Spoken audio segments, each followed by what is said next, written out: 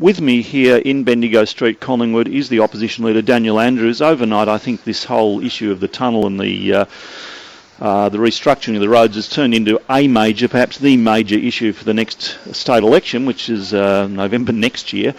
The opposition leader, Mr Andrews, good morning. Good morning, Neil. You've described it as a dog. Why? Well, this is $8 billion for a tunnel that won't fix traffic congestion. There's no business case. There's no projections on how many motorists will use this tunnel. You know, people are losing their homes without so much as a business case. So what's your plan? What do you do? Well, what I'm going to do is, because, Neil, I don't fear having a debate and a contest about this, before the end of this year, I'm going to release a detailed, a comprehensive transport alternative.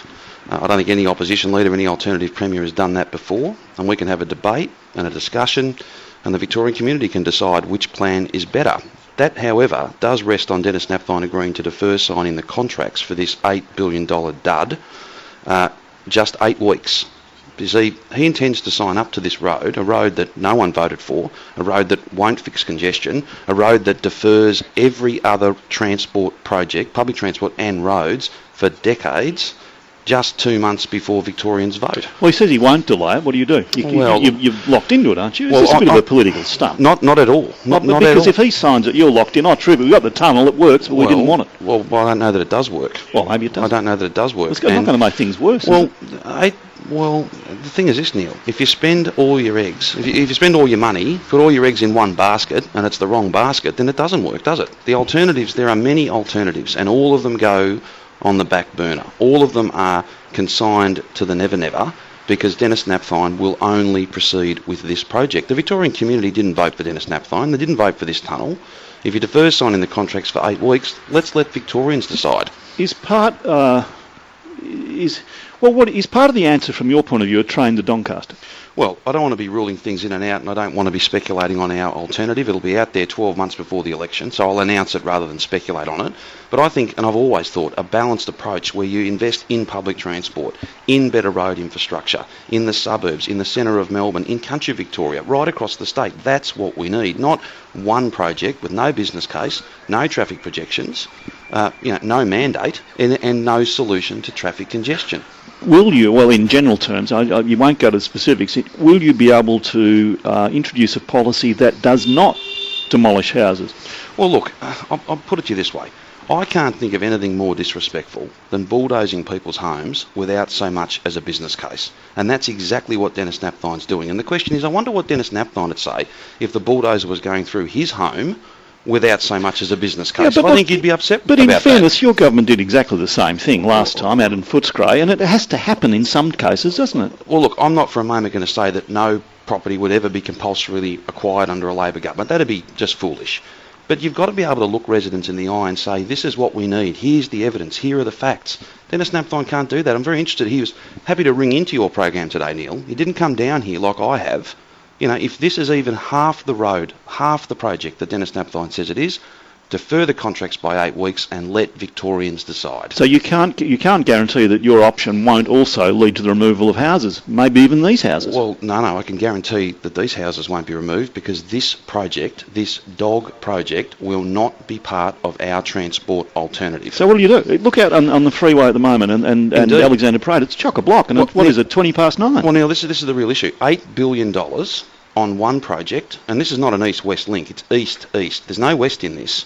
70% of traffic coming off the Eastern Freeway turn left. They want to go into or south of the city.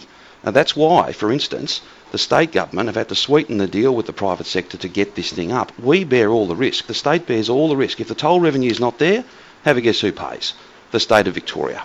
If there's any problems with this project along the way, who pays? The state of Victoria. You know, there's no business case, there's no modelling, there's no mandate. Let's let Victorians decide. So what do you say to Emma, who I was talking to earlier, and the residents who are gathered here? I mean, in a sense, you've given yet more uncertainty to them. At least they thought, oh, well, our houses are going, we'll negotiate the best possible deal. Now they don't know. I don't want to be adding uncertainty, but I think that no one voted for this Premier, no one voted for this tunnel. In fact, the Liberal Party said that they wouldn't do this. They opposed this project before the election. Now they have no mandate, no plan. There's not even the simplest questions can be answered on this project now. How many cars will drive through this tunnel each day? The Premier cannot answer that. You know, to take people's homes away without so much as a business case, I can't think of anything more disrespectful than that. Kevin Rudd is your Prime Minister. He's Australia's Prime Minister, yes, and he's. Yeah, but he's your man. I mean, he's well. I mean, in a sense, he's Labor Party Prime Minister. He's a Labor Party Prime Minister, proudly. You didn't get a vote, I don't. Well, look. At the end of the day, Neil, we're going to have a federal election soon. This is my point. And people will be able to choose. The federal government, the Labor side, hasn't guaranteed money for this project, whereas the federal opposition, has in government. Money. Well, apparently Tony Abbott has guaranteed $1.5 billion for this project. Maybe he's seen the business case. I haven't. No other Victorian has. Infrastructure Australia did see it, though. And they thought it was flimsy, Neil. The point is, you're going to get on to Kevin Rudd and say, don't give him money. Well, Kevin Rudd's made it very clear that an expansion of the Metropolitan Rail network is the federal Labor government's priority, because that's Infrastructure Australia's priority. So would you be urging Kevin Rudd not to put money into this project? Well, I don't think I need to do that. You do. You do need to do it. Put yourself on the line. No, Kevin, no. Well, Neil, the position's very clear. I met with the Prime Minister last week, and the Prime Minister made it clear to me, as he has to all Victorians, Metro Rail and expansion of public transport is his priority. But we're heading into an election campaign. You know what happens. If people throw money around and they do things, would you be urging Kevin Rudd not to put... Absolutely, because it won't be part of our transport alternative. So you'll be released by the end of the year. I'm sorry. Well, this will not be part of our transport alternative, but which we'll release at the end of the year. And you know why? Because it doesn't ease congestion. It's all the eggs in one basket. It is the wrong project. There's no mandate, no plan, no figures, no numbers.